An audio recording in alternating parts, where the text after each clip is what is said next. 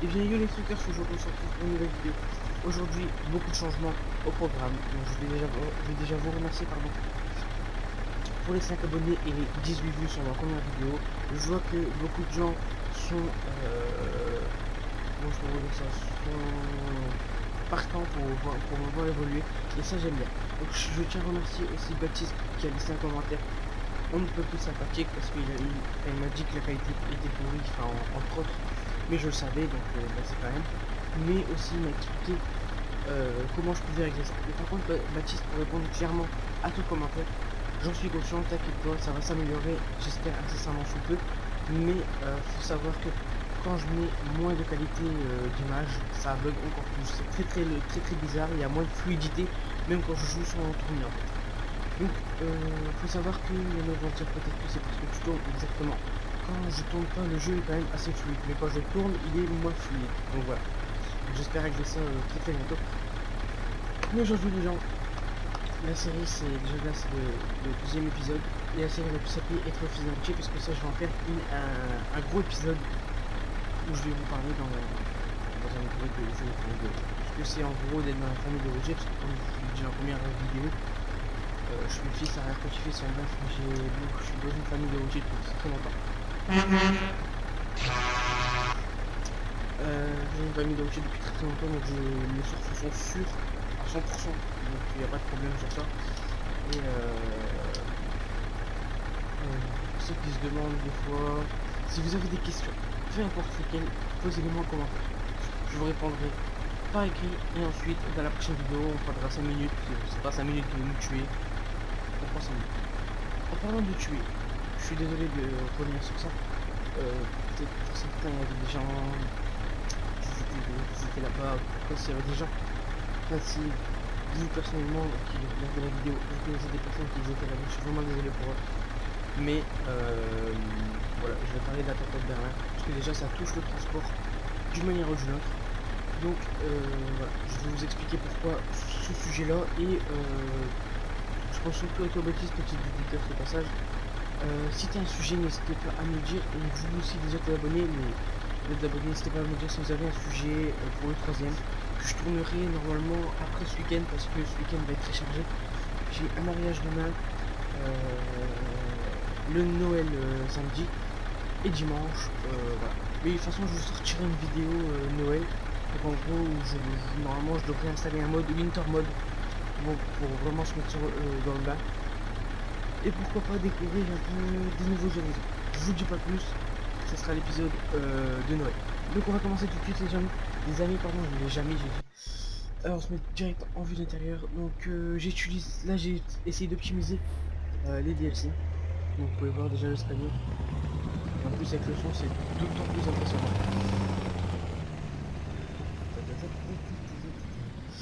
Donc je vais aussi vous faire visiter la cabine en passant, et puis après on va chercher directement la livraison qui nous mène à Dortmund, je vais vous dire. Donc en gros voilà le DLC, ce qui vous permet de faire en plus. Donc la petite frange, ce qu'on appelle ça une frange, ça fait partie du DLC Scania, mais que si vous avez le DLC Going, pas Going East, qu'est-ce que je dis, cabine. Apparemment c'est ça, moi je l'avais pas avant, donc je peux pas vous dire. Donc il y a la glacière pour mettre tout ce qui est bière, tout ça, je rigole.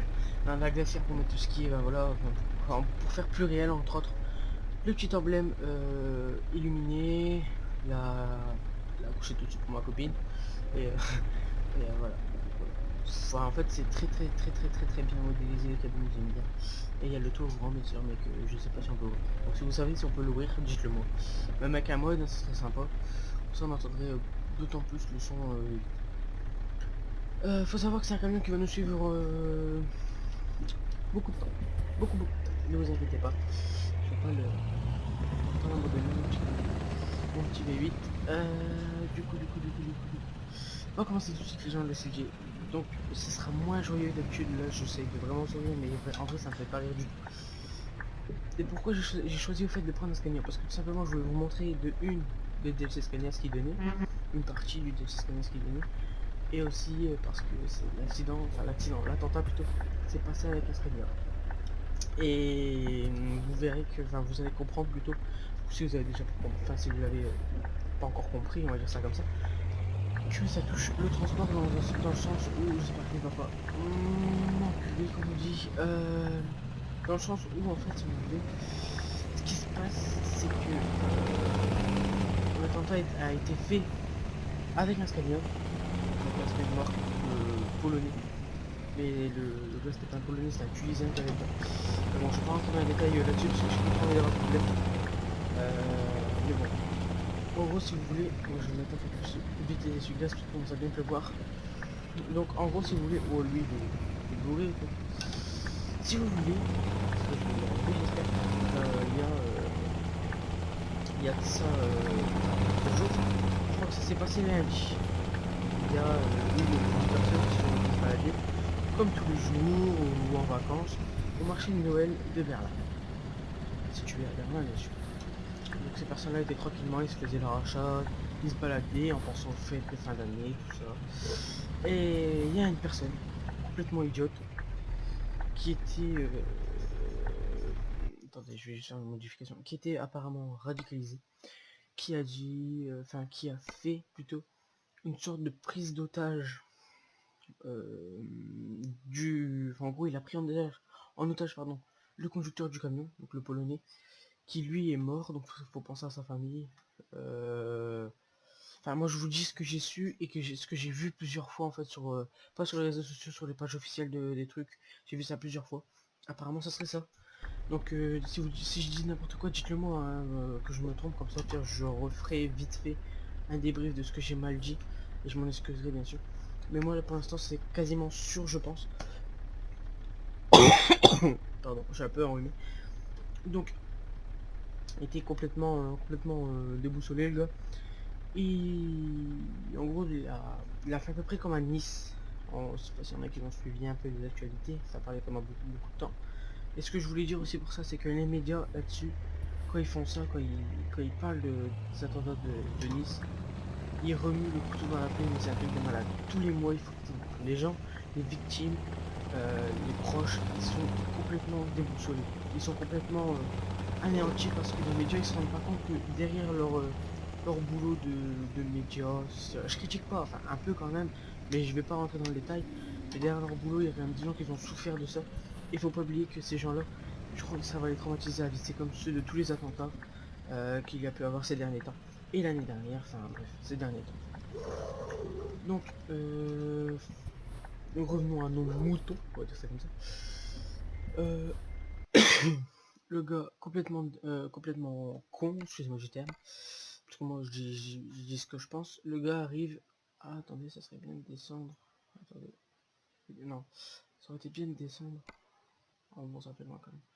On le fera dans une prochaine vidéo certainement. Donc, le gars complètement con, il arrive, il se dit bon, moi j'ai été voir tel, j'ai été voir un tel, j'ai été voir un tel. Je me sens apte à faire un attentat. Du coup, en gros, il se dit c'est bon, ça va, il planifie son attentat. Il le réalise, et il faut savoir que dedans, dans les attentats, il y a 12 victimes, mais je sais pas s'ils ont compté le chauffeur. Parce que le chauffeur, faut savoir que il a été pris en otage, comme je l'ai évoqué tout à l'heure, il est fini à coup de balle dans la tête. Donc ça c'est quand même assez choquant. Surtout pour les personnes qui étaient là. Mais apparemment, il n'aurait pas été tué sur les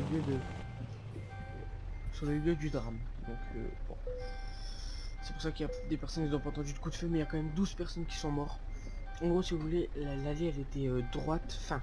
Je pense que c'était fait exprès aussi de mettre un peu en zigzag pour éviter que ça fasse comme à Nice, que plein de personnes meurent comme ça ou soient blessées. Donc moi je vais parler que des personnes que je sais, donc, des morts, je sais pas combien il y a eu de blessés, parce qu'il doit en avoir une dizaine aussi. Faut penser aussi à eux, ils doivent être traumatisés, ils voient un smirmorque qui arrive devant eux, bam, ils savent plus quoi faire. C'est comme si en gros sur l'autoroute il y a un smirmorque qui freine devant vous et vous allez vous le coller, mais vous avez pas le temps de freiner en fait, c'est ça le truc. Et ben là c'est à peu près pareil, ça c'est beaucoup plus grave. Parce qu'il y a des victimes, il y a des traumatisés, il y a des gens qui l'ont vu, il y a des gens qui l'ont entendu, il y a plein de trucs comme ça. Donc faut savoir que les attentats généralement c'est pas trop pour rigoler, c'est pour ça que je fais pas cette vidéo avec beaucoup d'humour. J'essaie un peu d'en faire moins parce que je fais beaucoup d'humour dans les vidéos, vous avez peut-être pu voir dans la première que j'étais beaucoup humoristique entre guillemets, j'aimais bien les petites vannes comme ça, mais là je pense pas en faire parce que c'est pas très drôle. moi je pense vraiment aux gens, enfin je suis pas trop diplomate ou quoi, mais là c'est vraiment grave parce que ça touche le monde du transport et je vais vous expliquer tout de suite pourquoi. Donc le Scania, enfin le camion, le semi-remorque, le véhicule articulé comme on appelle dans le monde du transport, enfin théorique on va dire du transport, c'était un Scania Streamline comme j'ai aujourd'hui et en pas personnalisé en bleu. Donc en gros ça touche l'image de Scania. En gros quand les gens, enfin surtout les victimes vont voir un Scania sur la route, ils vont se dire oh c'est le terroriste, c'est ceci, c'est cela, et ils vont s'imaginer plein de trucs. Déjà c'est l'image de base entre guillemets que les gens vont se faire. Donc, je sais pas ce qu'il fait lui. C'est l'image que les gens vont se faire, mais malheureusement, enfin c'est pas trop ça. Faut savoir que les gens c'est plus fort qu'eux, c'est psychologique. Ils se disent dans leur tête ils ont des victimes d'un attentat ou d'un carambolage ou quelque chose comme ça. Ils voient la marque pareil, c'est pas le mieux de tout faire parce que c'est toujours la mort, etc. Ils voient la marque, ils se disent wow, c'est comme c'est lui qui est dedans, il est revenu nous tuer ou comme ça, mais en vrai c'est peut-être pas ça. C'est pas ça.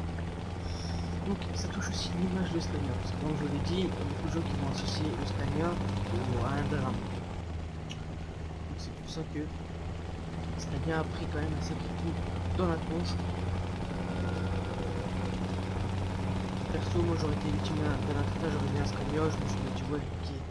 Enfin après je sais pas trop comment j'aurais vécu ça, mais je pense pas que j'aurais fait enfin, je sais pas trop en fait. Je pense que j'aurais fait pareil que les gens quand même. Que j'aurais quand même eu peur dès que j'aurais vu cette marque là ou dès que j'aurais vu un semi-remorque tout simplement. Un véhicule articulé tout simplement. Par contre, freine s'il te plaît. On va taper dedans en fait. Ah, on n'a pas tapé dedans. Sauf qu'on est un peu sorti. Bon, je vais reculer un peu. Donc voilà.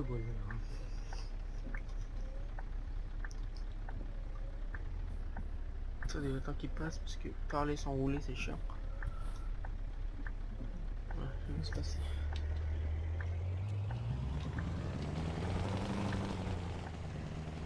On va aller voir le musique. Je vais tout de suite tourner parce que je sens qu'il va me rentrer dedans.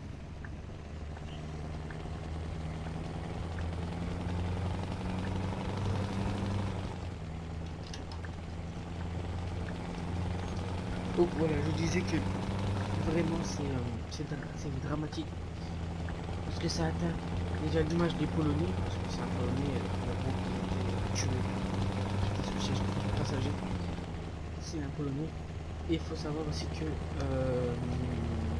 comment je peux dire ça, que comme je vous l'ai dit il y a peut-être 2 minutes, Scania a pris un gros coup dans la tête, un très gros coup dans la tête, dans le sens où l'image de Scania est complètement rabaissée, enfin pas complètement mais rabaissée d'une certaine manière.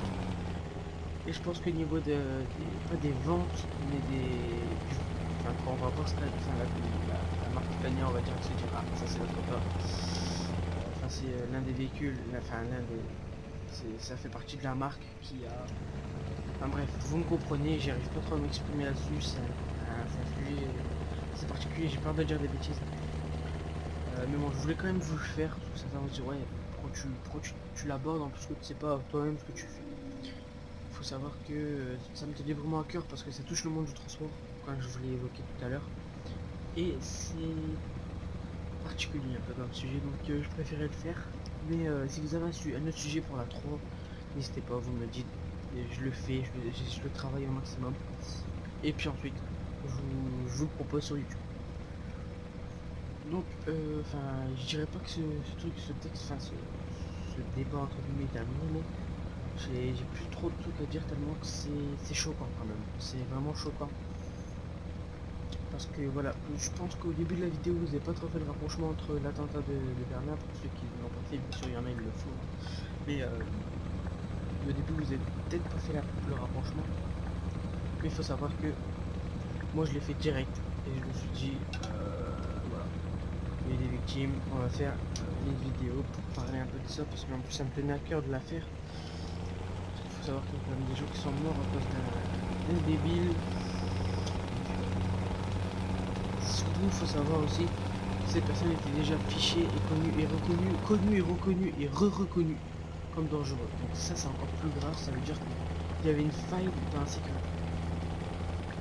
Et aussi, il faut savoir que le gouvernement et l'Europe avaient promis aux gens, à tous les habitants pardon, de l'Europe, d'une sécurité, ceci et cela. En gros, ils avaient joué du violon pendant quelques mois. Ils avaient dit, vous inquiétez pas, il y aura plus d'attentats, rien de tout ça. Et comme vous pouvez le voir, aujourd'hui, ça s'est encore, cette semaine, ça s'est encore produit. Donc, en gros, la France a à peu près resserré les contrôles. Mais quand vous regardez, les contrôles se resserrent pendant un mois. Mais là, apparemment, on est encore en état d'urgence. Je sais même plus, moi, personnellement, qui suis beaucoup les informations, qui suis beaucoup les pages officielles, je sais même plus si on est encore en état d'urgence. Parce que quand vous regardez, moi qui habite près de la frontière belge, quand je passe la frontière, il n'y a pas un. Si, quand vous passez, pour ceux qui connaissent, quand vous passez à Divelle, ok, il y a 2-3 militaires, mais ils arrêtent personne. Ils vont voir une Audi, ils vont dire allez, on va l'arrêter, lui c'est juste pour faire plaisir, on va faire un quota de personnes arrêtées. Mais ils font pas vraiment du contrôle, parce que vraiment s'ils auraient voulu faire du contrôle, ils seraient venus avec des chiens, avec vraiment du matériel. Du coup là ils sont juste avec deux FAMAS, voilà, juste pour me dire de mettre un petit peu la pression, de rassurer les gens sont plus en panique parce que voilà, ils savent pas trop ce qu'ils doivent faire. Donc moi je tenais juste à dénoncer aussi ça. Bien sûr je dénonce pas le système français, enfin moi je pas trop de problème. De toute façon je me dis que si j'ai un attentat je vais pas commencer à faire des vlogs. Qu'est-ce qu'il fait? C'est la réunion des papiers ou ça se passe comment? Attends, je l'ai pas touché au rebond. Lui il veut pas nous 50, c'est encore 90 et c'est que là que c'est 50 et... Pour freiner au milieu de l'autoroute hein, mec. Donc, faut savoir que moi de toute façon je me dis mais j'aimerais pas tout de suite. Et si je viens être dans un attentat, je dois mourir, je mouris. Je meurs, hein. Enfin, voilà, on va pas commencer à faire des chichis, comme on dit. Mais je veux pas commencer à blablater, je dois mourir. Non, voilà, c'est tout. Regarde, c'est un cœur, puis voilà. Je comprends quand même qu'il y en a qui... Mais il faut savoir que les médias, des fois, ils ont tendance, sans faire exprès, bon, faisant exprès des fois, à remuer, couteau dans la plaie. Mais à ce stade-là, c'est même plus un couteau qui remue, c'est carrément une épée ou tout ce que vous voulez, mais quelque chose de grand, pointu et qui fait mal. Parce que quand vous voyez que les attentats ont fait, les attentats de Nice et de Paris ont fait beaucoup de victimes, mais je sais pas le nom, parce que je ne me suis pas renseigné là-dessus. J'essaie vraiment de me concentrer sur beaucoup plus de sources sur le derrière. Je vais coucher sur le nom. Pour Nice aussi, mais Nice, je trouvais que c'était déjà fait et que voilà, il y avait déjà des gens qui avaient parlé, ça sert à rien de le refaire, parce qu'après on pourrait vous traiter d'une personne qui fait des titres putaclic pour ma dire. Donc j'ai pas trop envie de ça, j'ai pas envie de me faire une mauvaise réputation. Donc du coup j'essaie vraiment de surveiller mon image. Donc on a déjà fait 67 km sur il faut savoir que sur ce que je disais, ouais les attentats de Nice ont fait pas mal de victimes. Je sais plus des choses de trop de mémoire comme ça.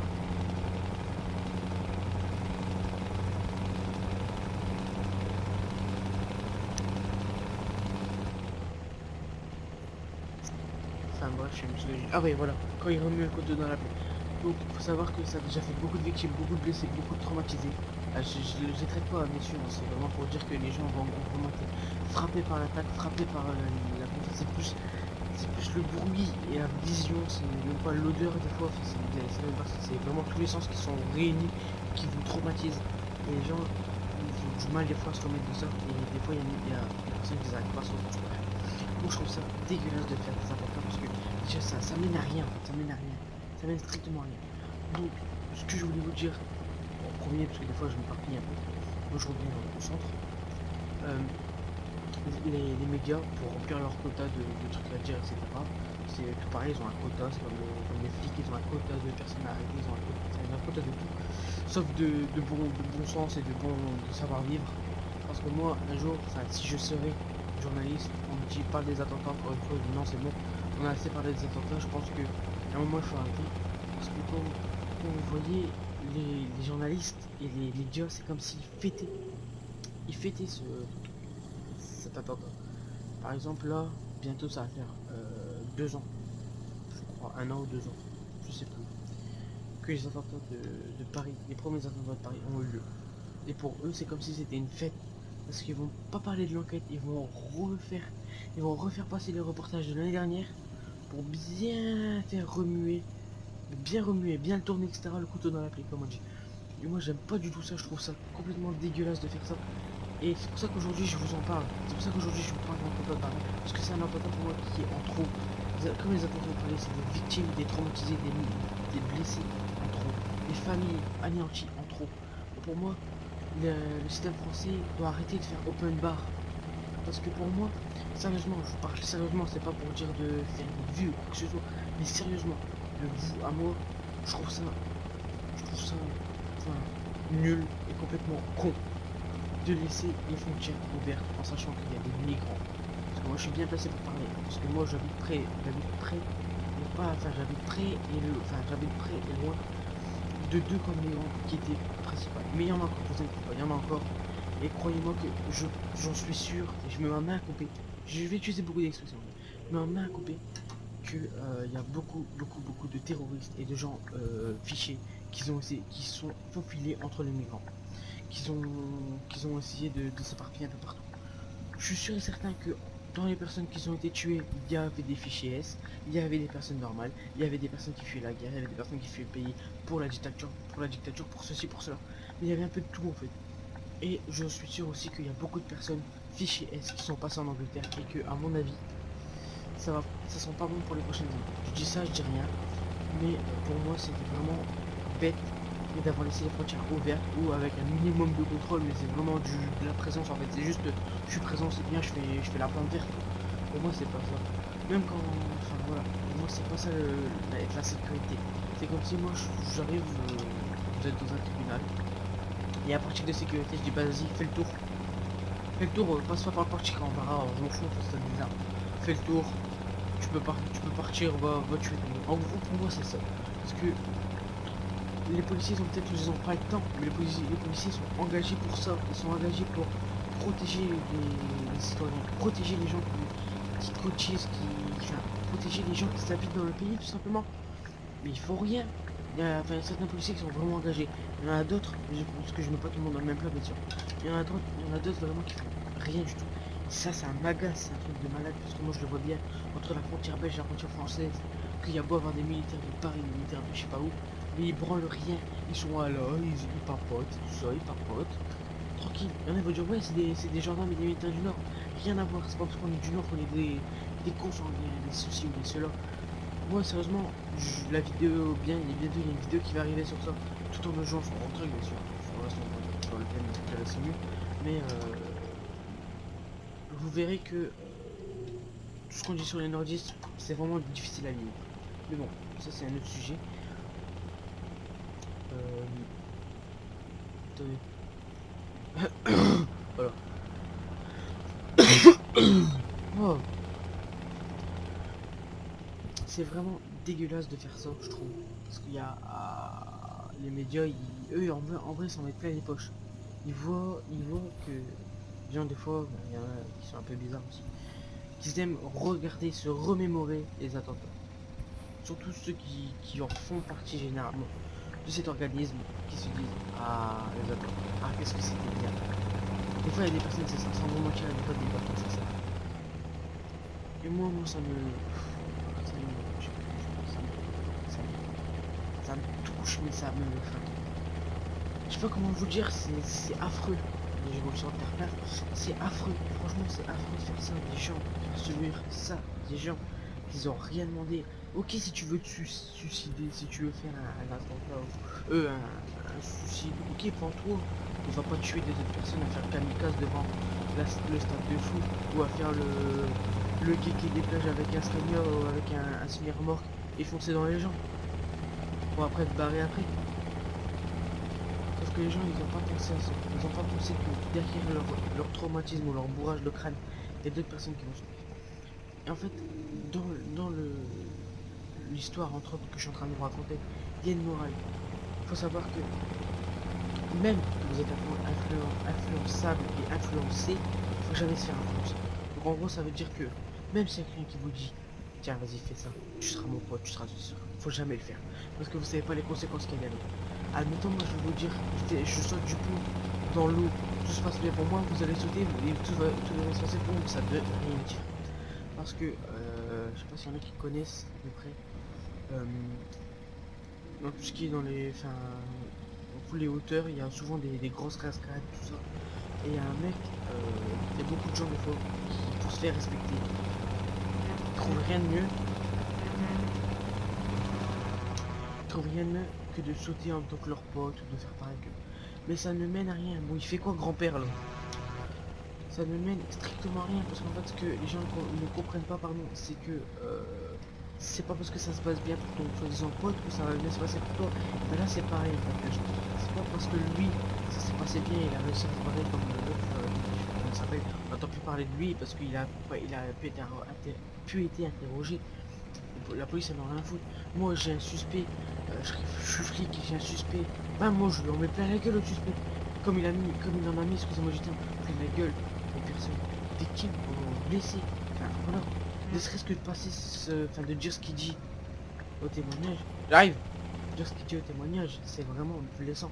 Et je pense les gens que je suis désolé, mais voilà, je dois arrêter je dois couper. Mais on continuera la vidéo. J'espère que cette vidéo vous aura plu. N'hésitez pas à liker, partager, commenter, partager. Liker, commenter, partager et abonnez-vous si ce n'est pas déjà fait. Et n'oubliez pas que faut pas se faire influencer. Continuez dans cette lancée. 5 abonnés c'est déjà beaucoup. Et je vous kiffe. Ciao tout le monde.